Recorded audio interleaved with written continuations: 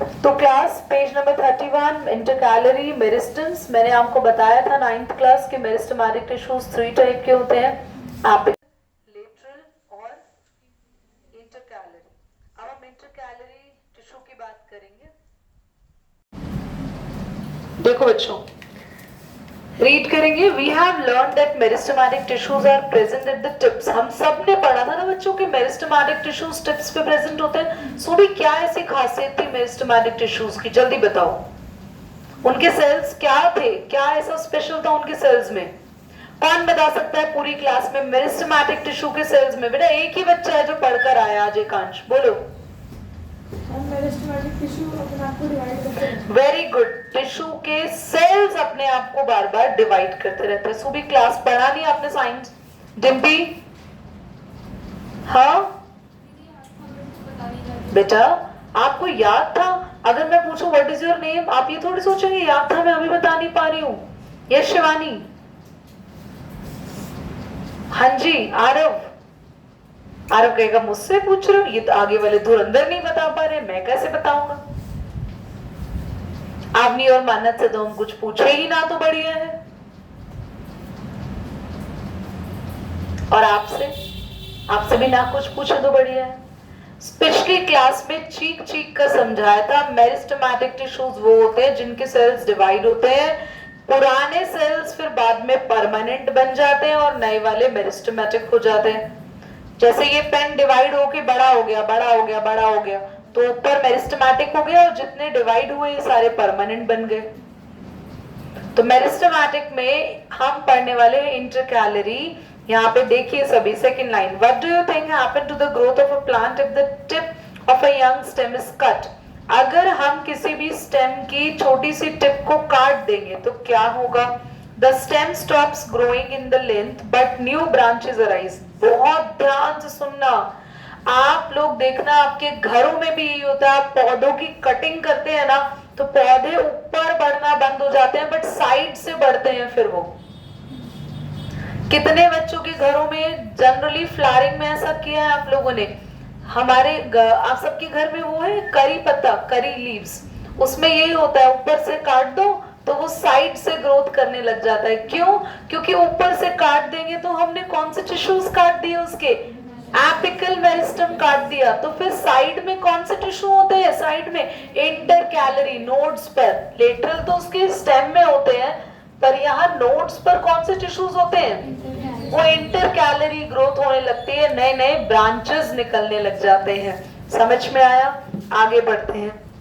The intercalary meristem is located, underline कर लो यहाँ से, the intercalary meristem is located at the base of internode और just above the node. कहाँ होते हैं ये टिश्यूज? इधर देखो नोड्स, नोड्स कहाँ है? I am drawing. अगर ये स्टेम है, मान लो ये एक स्टेम है, क्या है ये?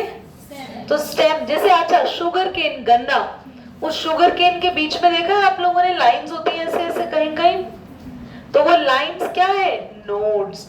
तो इन नोड्स पर कौन से टिश्यूज होते हैं? इंटरकैलरी। यहां से क्या निकलती है? नई ब्रांचेस, नई लीव्स निकलती हैं। The node is a point of the plant, ये वही लिखा है, अंडरलाइन करते रहना, where the branches or the leaves arise, the part of stem between the two nodes are called internode। इधर देखो, ये शुगर केन वाला अगर स्टेम है तो ये एक नोड और ये एक नोड, और दो नोड्स के बीच में क्या होती है? Internode. You may also have observed that when the hedge around a garden is cut, after some time more branches appear again, giving the hedges a bushy appearance. Grass also appears after some time, being moved or grazed by the animal। बच्चों, जैसे जैसे animal grazing करते हैं, या मतलब आपने देखा होगा कि जब एनिमल ग्रेजिंग करते हैं तो वहां पे और ग्रास आती है या ग्रास खत्म हो जाती है? क्यों? क्योंकि उनका टॉप कट होता जाता है और साइड से ग्रासेस और निकलती जाती है। लिखा भी है ना, after some time more branches appear giving a hedge of the bushy appearance. Grass also appear after some time being mowed and और ग्रेज्ड। मोड का मतलब है ग्रास को कट करते हैं ग्रास कटर से, साइड में पिक्चर बनी हुई है, देखो लॉन मोइंग। आपके स्कूल में भी ऐसे ग्रास को कट करा जाता है, तो देखा होगा ग्रास छोटी छोटी हो जाती है, फिर थोड़े दिनों बाद वो अच्छी ग्रोथ दे देती है, पूरे लॉन में फैल जाती है ग्रास। क्यों? क्योंकि आपने ग्रास का टॉप कट कर दिया तो नई ब्रांचेस आई और ग्रास ने स्प्रेड कर लिया। पेपर में आएगा ये सारा जो पढ़ा रही हूं, तो बहुत ध्यान से पढ़ो। आपके पेपर में डायरेक्ट क्वेश्चंस नहीं आएंगे, साइंस में बड़े सारे इनडायरेक्ट क्वेश्चन आएंगे। तो जो मैं क्लास में समझा रही हूँ उसको ध्यान से सुनो। अगर आपने समझ लिया तो आप बना के अपने आंसर को लिख पाओगे, खुद से अपने आंसर को फॉर्म कर पाओगे। आगे, this happen because of the presence of intercalary meristems. तो ग्रास का ग्रो होना, किसी भी ट्री का बुशी हो जाना, बुशी मतलब साइडों से बढ़ जाना, इन सब की वजह कौन है? Intercalary meristems. Does the plant have 3 types of meristematic tissue? Underline कर लो, apical, lateral and intercalary। कितने टाइप के मेरिस्टेमेटिक टिश्यूज है? 3 टाइप। The apical meristems कहाँ लोकेटेड है? अंडरलाइन करो, ये पूरा पैराग्राफ इंपॉर्टेंट है। The apical meristems located at the root and shoot tips increase the length. Lateral meristems located along the circumference। circumference क्या हो गया? Around the stem, stem के चारों तरफ circumference, and increases the girth। girth मतलब मोटाई बढ़ाते हैं। The intercalary located at the base of the certain plants such as grasses help them to regenerate, and after cutting together meristem account for growth in length, girth and branching in plants। तो अगर हम लोग plants में अगर कभी भी tip को cut करते हैं तो वो टिप के बाद हमारा प्लांट और तेजी से ग्रो होने लगता है। इस पैराग्राफ में तीनों मेरिस्टम्स के बारे में बताया कि एपिकल कहाँ लोकेटेड है, लेटरल कहाँ लोकेटेड है और intercalary. Last next paragraph, the cells of the meristematic tissues are small. Very very important paragraph पढ़ रहे हैं। इस सेल में, इस पैराग्राफ में हमें किसके बारे में बताया जा रहा है? इस पैराग्राफ के साइड में या फिर इस पैराग्राफ के ऊपर एक छोटी सी हेडिंग डाल लेना, मेरिस्टेमेटिक टिश्यू, ब्रैकेट में लिख लेना एक्सप्लेनेशन। ये जो पैराग्राफ हम पढ़ रहे हैं ये किसके बारे में बता रहा है? मेरिस्टेमेटिक टिश्यू के सेल्स के बारे में। The cells of meristematic tissue कैसे होते हैं? स्मॉल थिन सेल वॉल होती है, प्रोमिनेंट न्यूक्लियस, बड़ी सी न्यूक्लियस होती है किसमें? मेरिस्टेमेटिक टिश्यू के सेल तो छोटे होते हैं पर उनके अंदर जो न्यूक्लियस होती है वो छोटी नहीं होती, वो काफी बड़ी होती है, न्यूक्लियस बड़ी है। डेंस साइटोप्लाज्म, बेटा अच्छा खासा साइटोप्लाज्म होता है इन टिश्यूज में। And vacuoles are generally absent, इन वैक्यूल नहीं होते, बहुत टाइटली पैक्ड होते हैं इस टिश्यू के सेल्स, एक के साथ एक जुड़े होते हैं, सेल्स के बीच में गैप नहीं होता। And why do you think the cells of meristematic tissue are lack vacuole? इसमें वैक्यूल क्यों नहीं होती? वैक्यूल का काम क्या है, कौन बताएगा? बोलो राधिका। हाँ, तो मेरिस्टेमेटिक टिश्यूज में एक्चुअली कुछ ऐसा स्टोर नहीं करना, कोई टॉक्सिन नहीं बनते, इसलिए इनका काम, मेरिस्टेमेटिक टिश्यू का तो कोई काम और कुछ है नहीं। मेरिस्टेमेटिक टिश्यू का सिर्फ क्या काम होता है? डिवाइड होना, नए सेल्स बनाना। तो नए सेल्स बनाने के लिए वैक्यूल की जरूरत ही नहीं होती, इसलिए वैक्यूल इनमें नहीं होती। पर बाद में जब मेरिस्टेमेटिक टिश्यूज के सेल्स पुराने हो जाते हैं तो उनमें वैक्यूल आ जाती है, वो क्या बन जाते हैं? परमानेंट बन जाते हैं। Due to continuous cell division, meristematic tissue add new cells of the plant body. Some newly formed cells remain meristematic. ये मैंने अभी बताया, जैसे ही meristematic tissues divide होते हैं तो नए सेल क्या बन जाते हैं? Meristematic। and the cell that lose ability, जिनमें जो अब डिवाइड नहीं होंगे, जो पुराने हो गए सेल्स, वो क्या हो जाएंगे? They become permanent tissue।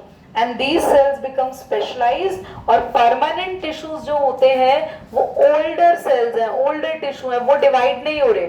अब डिवाइड नहीं हो रहे तो प्लांट में क्या काम करते हैं? उनको अलग अलग स्पेसिफिक फंक्शन दे दिए जाते हैं, और परमानेंट टिश्यू के जो सेल्स होते हैं वो अकॉर्डिंग टू लोकेशन प्लांट में कहाँ प्रेजेंट है वो काम करते हैं। एक बार सभी सुन लो, मैं अभी आपसे अब भी पूछने वाली हूँ विद इन अ मिनट कि मैंने पूरे पैराग्राफ में क्या पढ़ा।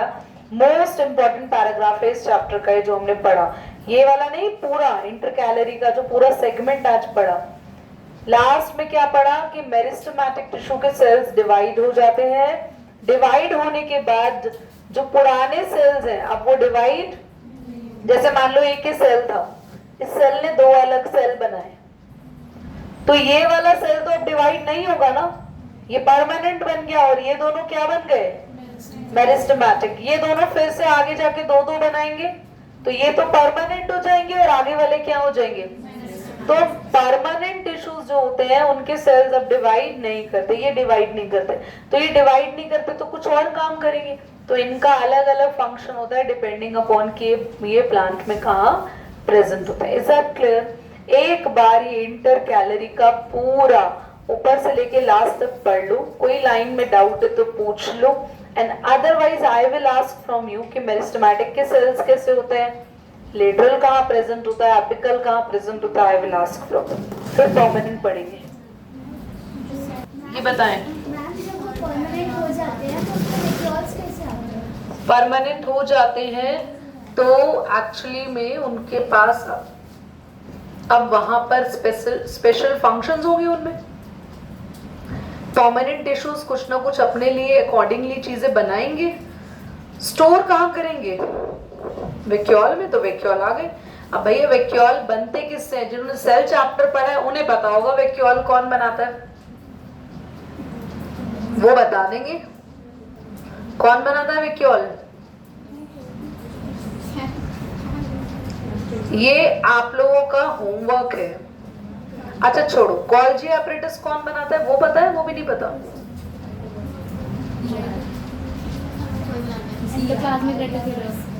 वैक्यूल कौन बनाता है फिर, दोनों वही प्लास्टिड।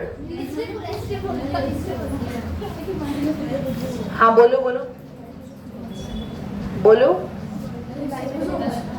लाइसोसोम तो खुद ही कोई बनाता है, so you have to search on this, give me the answer in next class। बच्चों वैक्यूल इसलिए बनते हैं परमानेंट में बिकॉज परमानेंट के अलग अलग फंक्शंस को परफॉर्म करने के लिए अलग अलग चीजें जो परमानेंट टिश्यूज में बनी उनको स्टोर करने के लिए। अब जब परमानेंट टिश्यू कुछ काम करेंगे तो सेल में रिएक्शन भी होगी, रिएक्शन होगी तो कुछ वेस्ट भी बनेगा, वो वेस्ट भी कहाँ स्टोर होगा, वैक्यूल में। और बताओ आगे, और कोई डाउट है? नोड से ब्रांचेस निकलती है, नहीं बेटा बोलो क्या डाउट है।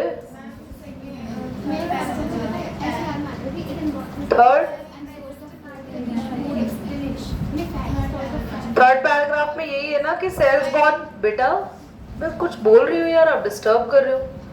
थर्ड पैराग्राफ में यही तो है, सेल्स बहुत छोटे होते हैं, आपस में एक दूसरे से अटैच्ड होते हैं, इनके अंदर डेंस मतलब बहुत ज्यादा घना साइटोप्लाज्म होता है, बड़ी सी न्यूक्लियस होती है, और ये सेल्स जो होते हैं एक दूसरे से टाइटली पैक्ड है, कोई भी स्पेस ये बीच में नहीं छोड़ते, और इनमें रैपिड डिवीजन होता रहता है, बार बार सेल्स आपस में डिवाइड होते रहते हैं। और कोई बात, और कुछ पूछना है? परमानेंट टिश्यू पर आएंगे। जो जो चीजें मैंने अंडरलाइन कराई है नहीं कराई है आप सबको पता है, ये दोबारा से बता दूं क्या क्या लिखना है? पीछे तक का तो बता रखा है ना सारा। इंटर कैलोरी वाले पैराग्राफ में सबसे पहले आपको फर्स्ट से लेके थर्ड लाइन आपको लिखनी है, थर्ड लाइन, फर्स्ट से लेके नहीं मतलब थर्ड लाइन से लिखना है। The stem stops growing in length but new branches arise from the nodes and stem। इससे ऊपर से ऐड करो इसको ना, सेकेंड लाइन के लास्ट से। If the tip of the young stem cut, the stem stops growing in length but the new branches arise from the nodes of the stem। ये line change करके लिखना फिर। The intercalary meristems is located at the base of the internode, just above the node। The node is a point in the plant where branches of the leaves arise, the part of stem in between the two nodes called internode। यहाँ तक underline करना है आपको, लिखना है। उसके बाद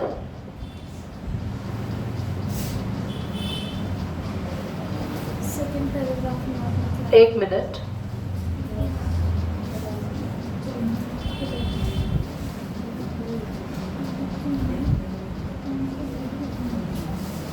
इसके बाद आपको लिखना है जो इसी में ही आगे है,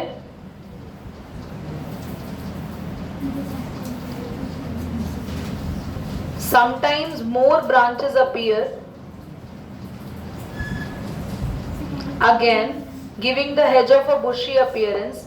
Grass also appear after some time being moved and grazed by the animals. यहाँ तक इसका रीजन में लिख लो. This has happened because the intercalary meristem at the node of the stem. यहाँ तक ठीक है. अब आएंगे नेक्स्ट पैराग्राफ में. नेक्स्ट पैराग्राफ में ना कुछ लिखना नहीं है, क्योंकि नेक्स्ट पैराग्राफ में यही बता रखा है एपिकल कहाँ प्रेजेंट होते हैं, लेटरल वो आपको ऑलरेडी मैंने लिखवा रखा है.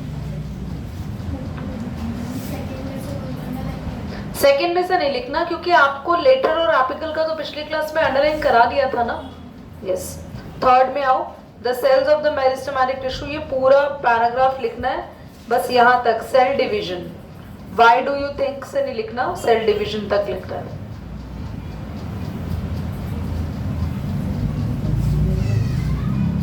इसके बाद एक लाइन और ऐड करनी है अगले पैराग्राफ में. The cells lose the ability to divide, undergo changes the structure and the function and become permanent. इससे पहले वाली लाइन भी ऐड कर दो. Some of the newly formed cells remain meristematic while other lose the ability to divide. ठीक है.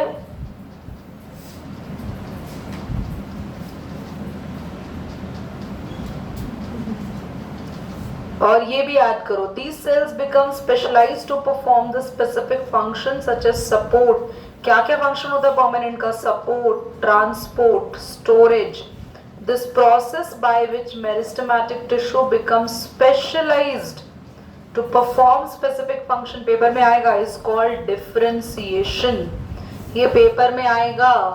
जिस process से परमानेंट टिश्यू क्या करते हैं, जिस प्रोसेस से परमानेंट टिश्यू के अंदर चेंज आता है, उनके इधर देखो सभी मेरिस्टेमेटिक टिश्यूज से परमानेंट टिश्यू बन गए, पर जब परमानेंट टिश्यू बने तो उनके सेल्स में कुछ चेंजेस आएंगे. तो जब वो सेल अपने आप को अलग दिखाएंगे मेरिस्टेमेटिक से, तो उस प्रोसेस को बोलेंगे डिफरेंशिएशन. ये आएगा पेपर में. That is very important. नया ऐड हुआ है, पहले से साइंस बुक में ये चीजें नहीं थी. टिश्यू चैप्टर तो था, बट ये सारी चीजें नहीं थी. अब परमानेंट टिश्यू को हम लोग नेक्स्ट क्लास में करेंगे. यहाँ तक आपको समझ में आ गया होगा.